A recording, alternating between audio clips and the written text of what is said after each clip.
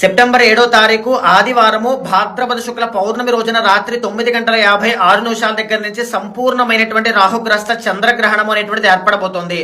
3:30 గంటల సేపు ఉండేటువంటి ఈ చంద్రగ్రహణము 8వ తారీఖు 12 దాటిన తర్వాత 1:56 దాకా ఇది కంటిన్యూ అవుతుంది అని చెప్పొచ్చు. ప్రధానంగా ఈ సంపూర్ణమైనటువంటి చంద్రగ్రహణం వల్ల అన్ని రాశుల మీద విభిన్నమైన ఫలితాలు పడుతున్నాయని చెప్పొచ్చు. మేషరాశి వాళ్ళకి కావచ్చు, ధనస్సు రాశి వాళ్ళకి కావచ్చు, కర్కాటక రాశి వాళ్ళకి కావచ్చు, వృశ్చిక రాశి వాళ్ళకి కావచ్చు, ఈ గ్రహణం ఎలాంటి ఇబ్బందుల్ని చేకూర్చదు. ఇన్ఫాక్ట్ ఇంకా చెప్పాలి అంటే చంద్రగ్రహణం వల్ల వీళ్ళకి ఇంకా మంచి జరుగుతుంది. ధనలాభాలు అనేటువంటివి కలుగుతాయి, శుభకార్యాలు అనేటువంటివి జరుగుతాయి, కష్టాల నుంచి బయటకు వచ్చేటువంటి యోగాలన్నీ కూడా వీళ్ళకి కలగబోతున్నాయి అని చెప్పొచ్చు.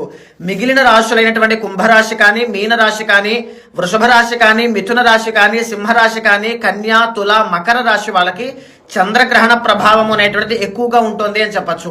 మిగిలిన రాశులు ఇప్పుడు నేను చెప్పిన రాశులు వాళ్ళందరూ కూడా 8వ